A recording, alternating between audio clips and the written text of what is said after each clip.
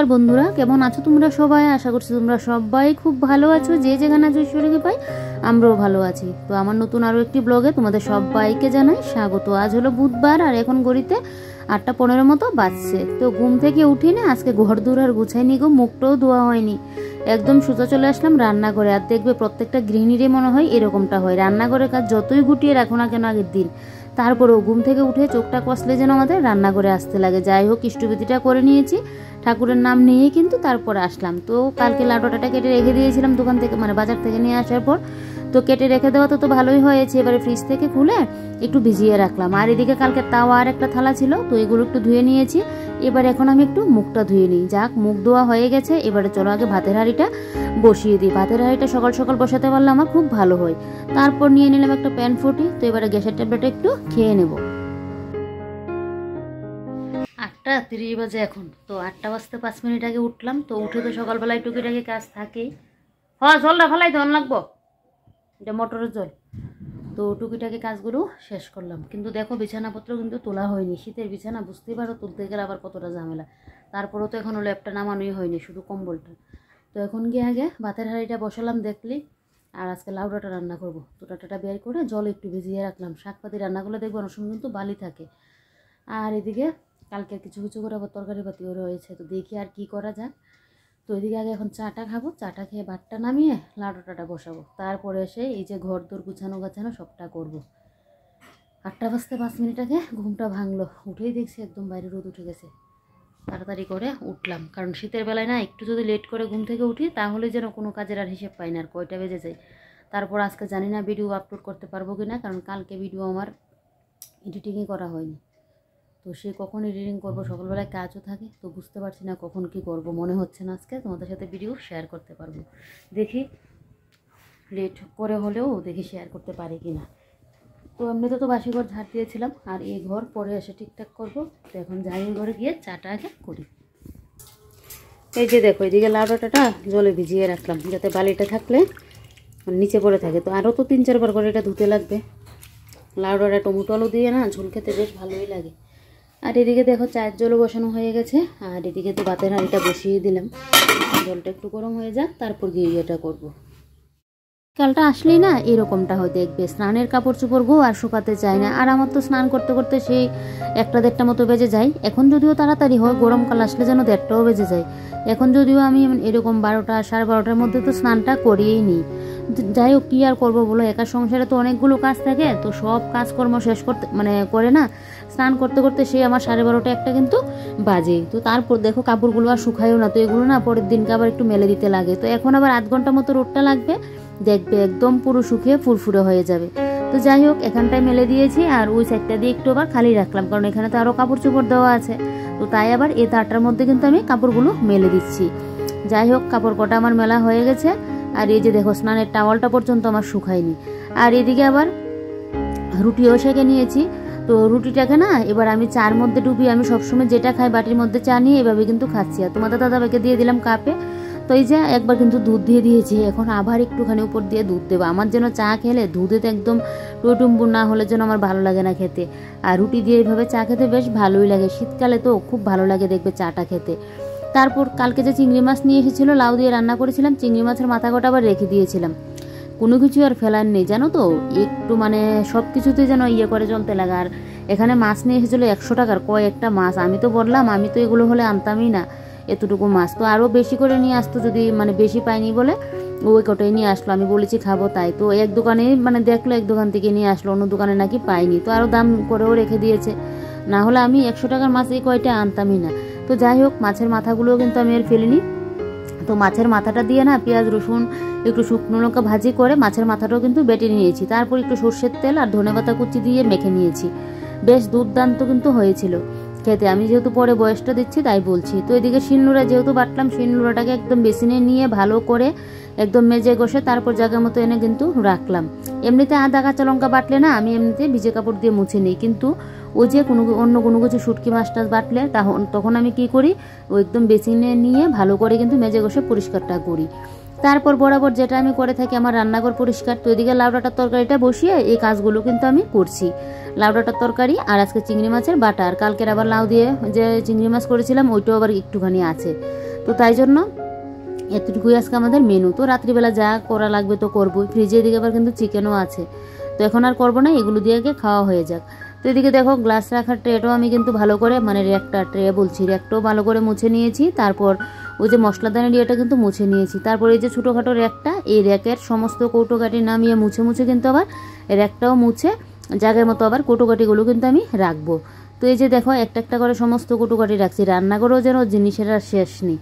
এই যে দেখো এই ছোট্টখাট্ট এই গ্লাসটার মধ্যে ছুরি, কাঁচি, তারপর আদা গ্রেট করা, কাঁটা চামচ, মাছ যে কাটি বা ওই সবজির যে খোসা ছড়ায় ওইটা, মানে কত কিছু যে রাখা, এটার মধ্যে আর 1 ইঞ্চি জায়গা পাবে না যে কোনো কিছু একটা রাখবে। মানে সমস্ত কিছুই যেন ঘরের মধ্যে আনলে না পুরো ভরাট হয়ে থাকে। তো যাই হোক, এদিকে দেখো এবারে কৌটোগুলোকে আবার ঠিকঠাক মতো বক্স করে ভরে রাখছি। আমার না একটা কৌটোর মধ্যে তেজপাতা থাকে, তারপর আরেকটার মধ্যে ওই যে গরম মশলা, তারপর আরেকটার মধ্যে দেখো শুকনো লঙ্কা ঝারিয়ে রাখলাম। এরকমভাবে হাতের কাছে না এইভাবে যদি জিনিসপত্রগুলো গুছিয়ে রাখা যায়, তাহলে দেখবে রান্না করতে আসলেও কিন্তু খুব সুবিধা হয়। তুমি না শুধু, যে কোনো মানুষ একটা রান্না করতে আসুক না, তার সুবিধা হবে। তারপর এদিকে ফিল্টারটা মুছে নিয়েছি, নিয়ে এই যে দেখো আমার জলের বালতিগুলোও কিন্তু একটু আমি মুছে দিলাম। এদিকে আবার আমার রান্নাও শেষ। তো রান্নাটা শেষ যেহেতু হয়ে গেছে, এবারে জানলাটা একটু মুছে নিচ্ছি আর একটু গ্যাসটা মুছে নেবো। যতটুকু প্রত্যেক দিন নাগাল পায়ে হাত দিয়ে ততটুকু কিন্তু আমি গ্লাসটা পরিষ্কার করে নিই, কারণ তেল চিটে একটু পড়তেই না প্রত্যেক দিন, তাহলে দেখবে একদম যা বিশ্রী হবে, সেগুলো তুলতে গেলে আবার আমার ঘন্টাখানিক সময় লাগবে। তো তার জন্য আমি প্রত্যেক দিন যতটুকুই নাগাল পাই ততটুকু কিন্তু আমি মোছামাছি ক্লিন করে নিই। এদিকে বরমশাই চলে গেল স্নানে, আর সবজিটা কাটা থাকাতে আজকে আমার রান্নাটাও কিন্তু ঝটপট হয়ে গেছে। তো ও আসলে তারপর খাওয়া দাওয়াটাও করে নেব। এদিকে দেখো ফ্রিজের উপরে যা আছে সমস্ত কিছু নামিয়ে নিলাম। নামিয়ে এবারে ফ্রিজের উপরটাকে ভালো করে মুছে পুরো ফ্রিজটাকে একটু ক্লিন করে নেব। এই যে দেখো, আর দেখবে সুতির কাপড়গুলো দিয়ে না মুছতে বেশ ভালো লাগে।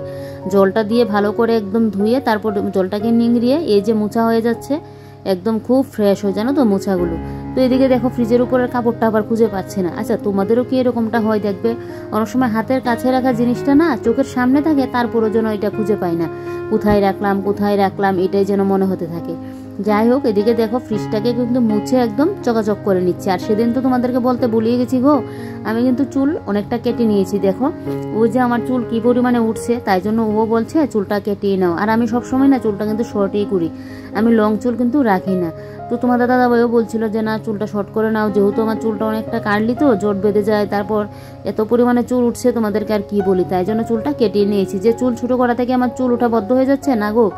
চুল ওঠাটা কিন্তু চুল ছোটো হলে যে চুল ওঠা বদ্ধ হয়ে যাবে তা না, মানে আঁচড়াতে গেলে তো আমার সুবিধা হয়, তাই জন্য। তো এদিকে দেখো এই যে একটা সাইডগুলো মুছে নিয়েছি, নিয়ে এবারে আমাদের খাবার এই টুলগুলোও কিন্তু মুছে নিয়েছি। তারপর তো আর কি, ওই যে খাওয়া দাওয়া করলাম, খাওয়া দাওয়া কমপ্লিট করে বর তো এদিকে দোকানেও চলে গেল, আর আমি এদিকে এখন একটু মাথায় তেল দিয়ে নিচ্ছি, কারণ মাথায় তেলটা না দিলে যেন আমি থাকতে পারছি না, কালকে শ্যাম্পুও করেছিলাম তাই। তো আর এদিকে দেখো এবার এই তেলটা না খুবই ভালো, এটা দিলে না মানে চুলটাও কম উঠে আর নতুন চুলও গজায়। আমি আগে একটা দিয়েছিলাম 1 বছর আগে, মানে 1 বছর পর্যন্ত দিয়েছিলাম, কন্টিনিউ দেওয়া হয়নি। তো তারপর না আনবো করে আর আনা হয়নি, তো এবার আবার নিয়ে আসলাম। তো এটা বেশ মানে অনেক দিন যাবত দিলে না, অনেক দিন যাবত না মানে 1টা মাস ইউজ করলে কিন্তু বোঝা যায়। তো সেই না আমার মনের ভুলের জন্য এরকমটা হয়েছে, না হলে এতদিন কিন্তু আমার এতগুলো চুল আর উঠতো না, চুলটা একদম ঠিকঠাক হয়ে যেত। আর যেই সাইডটা দিয়ে আমার চুল নেই ওই চুলটাও কিন্তু আমার অনেকটা বেশ উঠে যেত। তো যাই হোক, কী আর করা যাবে, নিজের মনকে তো আর কোথায় মানে কী আর করবো বলো, মনের ইয়েতে যা হয়। তো এদিকে দেখো ভালো করে মাথায় কিন্তু আমি তেল দিয়ে নিয়েছি, নিয়ে এবারে চুলটাকে উপর করে আবার বেঁধেও নিয়েছি। এই যে চুল ছোট বড় যে মানে যেরকমই থাকুক না কেন, চুল আমার উপরে করে বেঁধে রাখলে যেন ভালো লাগে, ঘাড়ের সামনে এদিক সেদিক পড়ে থাকবে ওইটা যেন আমার ভালো লাগে না। তো চিরুনিটা একটু পরিষ্কার করে নিয়েছি, নিয়ে চিরুনির মধ্যে চুল যদি লেগে থাকে না, ওর চিরুনি আলাদা, তারপরেও যখন মাথা চুলটা আসতে আসবে মানে চুল লেগে থাকলে ওর জন্য দেখলে মাথা গরম হয়ে যায়, তাই চুলটা একটু সরিয়ে নিয়েছি। তারপর এদিকে দেখো সোফাগুলোকে একটু ঠিকঠাক করে নিচ্ছি, বিছানাপত্র একদম ঠিকঠাকই আছে, আর সোফাটাকে একটু ঠিকঠাক করে নিচ্ছি। বিছানাটা সকালে তো গুছানো হয়নি, তো ভেবেছিলাম রান্না করে এসে গুছাবো। তো আমি যখন রান্না করছিলাম তোমাদের দাদাভাই এদিকে গুছিয়ে নিয়েছিল, ও আমাকে বেশ আবার কাজে অনেক সময় হেল্প করে দিয়ে, আবার কোনো কোনো সময় দেখবে হেল্প করবেই না, না হলে বেশিরভাগ সময় না ও যখন আমার কাজের একটু চাপ থাকে বা ও বসে আছে তখন কিন্তু ও আমাকে ওই যে বিছানাপত্র একটু তুলে দেয়। তো এদিকে দেখো আমার শাশুড়ি মাও এসে বসলো, তোমার সাথে কথা বলছিলাম আর এই কাজগুলো কিন্তু আমি করছি। তো এদিকে মা ভাত চলেও যাচ্ছে। তো এদিকে এবারে আমার সোফাগুলো কিন্তু গুছানো হয়ে গেছে, এবারে একটু ইয়েটা মুছে নেব, এই যে টিভিটা একটু মুছে নেব। এত পরিমাণে ধুলোবালি পড়ে, আর টিভির উপরের ইয়েটা যেন কোথায় নিয়ে রাখলাম। টিভির এবার একটা কাবারই কিনবো, ইঁদুরের যন্ত্রণা তো আর আমি কিনি না, তো কাবারটা কিনবো এবার। কারণ কাবারটা থাকলে তো একদম পুরো দিয়ে রাখতে পারবো। আর সেদিন আমি ওইটা টিভির যে টাকাটা দিয়ে রাখতাম, ওইটা যেন আমি নিয়ে কি করলাম এখন আবার খুঁজে পাচ্ছি না, কোথায় যে নিজে রাখি সেই আবার নিজে খুঁজতে গেলে পাই না। তো সুকেশটাও মুছে নিয়েছি, নিচটা মুছে এবারে দেখো পুরো ঘরটাকে একদম ভালো করে ঝাড় দিয়ে নেব।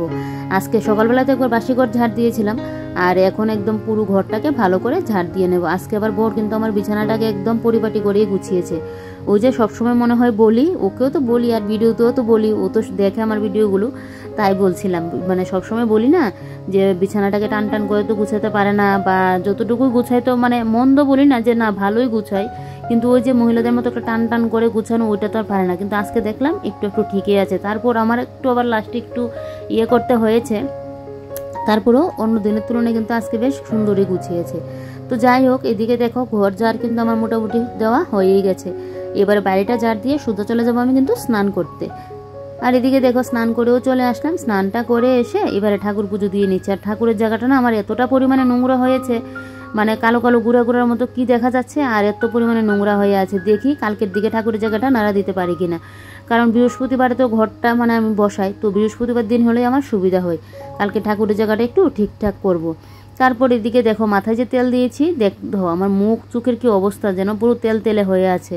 যাই হোক, তেল ছাড়া আমি আবার পারি না মাথায়, তো আমার আবার ঘুমও আসবে না। তো এদিকে দেখো এবার আমি এখন সিঁদুরটাও কিন্তু পরে নিলাম। সিঁদুরটা পরে নিলেই না বেশ দেখবে, দেখতেও যেন একটা অন্যরকম লাগে। তো যাক, এদিকে দেখো এবার আমি টিভিটা চালিয়ে বসলাম, আগের সিরিয়ালগুলো দেখি, বেশ ভালোই লাগে যেন। আর এদিকে একটু হাতে পায়ে তেল দিয়ে নিচ্ছি। শীতকালে দেখবে একটু তেল না দিলে না গা হাত পাগুলো যেন একদম চটচটে করে, তেল না দিলে যেন থাকাই যায় না, আর শুধু যেন চুলকানো শুরু হয়ে যায়। যাই হোক, এদিকে দেখো এবারে তেলটা দিয়ে কিছুটা সময় টিভি দেখছি। টিভি দেখে তারপরে এই যে দেখো এবার আমি কিন্তু গাছগুলোর মধ্যে একটু জলটা স্প্রে করে নিচ্ছি। কালকে সবগুলো গাছ আমি একটু বাইরে বের করে দেবো, কারণ গাছগুলোর পাতাগুলো যেন একদম পুরো নেতিয়ে যাচ্ছে। তো তাই জন্য ভাবছি গাছগুলো একটু কালকে বাইরেই বের করে দেবো। তো এদিকে এই যে এই গাছগুলোর মধ্যে দিয়ে তারপর এই সাইডের গাছগুলোর মধ্যে দিচ্ছি। মন চাই গাছগুলোকে বাইরে রাখার জন্য, কিন্তু কিছু কারণবশত বাইরেও রাখতে পারি না, জানো তো গাছগুলো। তো সেই জন্য না মানে কি আর করবো, ঘরের মধ্যে মানে ভালো তো লাগে ঘরের মানে গাছ ইয়ে করা, কিন্তু বাইরে দিলে তো একটু গাছগুলো গ্রো হয়। কিন্তু ওই যে বললাম মন চাইলেও কিছু কারণবশত জন্য বাইরে দিয়ে রাখতে পারি না, তাই জন্য ঘরেই রাখতে হয়। যত্নটা করতে গিয়ে একটু কষ্টই হয়। তো এদিকে দেখো এখনও কিন্তু টিভি দেখছি, আর ভাতটা নিয়ে এখানে বসলাম। ও বলছে একটু লেট হবে আসতে, তাই জন্য আমি এখন খেতে বসে পড়লাম। তারপর তো এদিকে দেখো সন্ধ্যা হয়ে গেল। গুড ইভিনিং তোমাদের সবাইকে জানাই। তো এদিকে কিন্তু সন্ধ্যা পুজো সমস্ত কিছু কমপ্লিট। সন্ধ্যার বেলায় অনেকটা সময় বসে কাটালাম, মোবাইলের কাজ করলাম। তারপর এবারে দেখো রান্নাঘরে যাব, জুতোগুলো বের করে নিলাম। তারপর এই যে রান্নাঘরেও চলে আসলাম। আর তোমাদের সেদিন বলছিলাম না বর বকাঝকা করছে, ওই যে ওই হাউস কোটটা কেন পরি, এটা কেন পরি না, তো এটা আবার নতুন নিয়ে আসলো, তো ওইটা কেন পরি না। তো আমি কেন পরি না বলো তো, রান্নার কাজে আসলে না তেল ছিটে পরে আর নতুন জিনিস যেন বড্ড মায়া লাগে। আবার কয়েকটা দিন পরে নিলে দেখবে ওই মায়াটা যেন থাকবে না। তারপরও মায়াটা তো থাকে, কিন্তু ওই যে একটা নতুন জিনিস না কোনো কিছু পরবে কিনা, নতুন জিনিস আনলে যা হয়। কিন্তু ও তো বকাঝকা করে, মানে কেন ওইটা পরে আমি মানে ক্যামেরার সামনে আসি, কেন ওইটা পরে রাখি। ক্যামেরার সামনের কথাও না, মানে কেন আমি ওইটা পরবো, কারণ একটা তো আমার আছে, আরও একটা তুলা কিন্তু আছে। তো দুইটা থাকা সত্ত্বেও আমি কেন ওইটা পরে রাখি, পুরোনোটা পরে রাখি। তো এই করে না, তো আজকে ফাইনালি পড়লামই। আর ওইটা কিন্তু আমি আবার ফেলে দিইনি গো, ওইটা সকালের দিকে পরে রান্নাবান্না করবো, কারণ সকালের দিকে তো রান্নার চাপটা থাকে। তাই আজকে না আমি একটা নতুন জিনিস রান্না করবো, ভাতটা একটু পরেই বসাবো। এদিকে দেখো চিকেনটা একটু কষিয়ে নিচ্ছি। বললাম না ফ্রিজে চিকেন আছে, কালকে সেদিন তো ভর্তা বানিয়েছিলাম কিছুটা, আর কিছুটা চিকেন রেখে দিয়েছি। ওই যে 9-10 পিসের মতো হবে চিকেন, তো ওইটা দিয়ে না আজকে লাউ পাতায় চিকেন পাতুরি বানাবো। কলা পাতা হলে ভালো হতো, কিন্তু কলা পাতা তো আর পাইনি, তাই জন্য লাউ পাতাই বানাবো। তো এদিকে দেখো এবারে ঘরের বোতলগুলোর মধ্যে জলটা ভর্তি করে নিচ্ছি। তো এদিকে চিকেনটা একটু ঠান্ডা হয়ে যাক, তারপর আমি লাউ পাতাও একদম হালকা একটু ভাপ দিয়ে নিয়েছি, নুন আর মাখিনি হালকা ভাপ দিয়ে নিয়েছি। তো এদিকে দেখো আমার জলগুলো কিন্তু এই যে ভর্তি করা হয়ে গেছে। তারপর এদিকে দেখো 2টা বড়া বানিয়েও নিয়েছি। লাউ পাতায় চিকেন পাতুরি আমিও কিন্তু আজকে নতুনই খাচ্ছি, যা টেস্ট হয়েছিল না বন্ধুরা। এটা কিন্তু কাঁচাও চিকেনটাকে মেখে, আমরা চিকেনটাকে যেভাবে ম্যারিনেট করে রাখি ওইভাবে মেখে কিন্তু লাউ পাতায় দিয়ে তোমরা কিন্তু পাতুরি খেতে পারো। তো আমি আর কাঁচা অবস্থায় দিলাম না, কাঁচা অবস্থায় আরেকদিন ট্রাই করবো কলা পাতায়। তো আজকে কাঁচা অবস্থায় করলাম না, একদম চিকেন যেভাবে আমরা রান্না করি একদম কষিয়ে নিয়েছি, নিয়ে লাউ পাতা এবারে মুড়িয়ে নিচ্ছি। এই যে দেখো, এটা তোমরা কুমড়া পাতাও করতে পারো, লাউ বাতাইও করতে পারো। তো আমি ওই যে লাউ ডাঁটা এনেছিল, তাই আমার আবার বেশ না নতুনত্ব রান্না বান্না করতে আমার বেশ ভালোই লাগে। আর বন্ধুরা কি আর বলি তোমাদেরকে, এতটা টেস্ট হয়েছিল জানো তো, ফেসবুকে কিন্তু আমি পুরো রেসিপিটা আবার শেয়ারও করেছিলাম।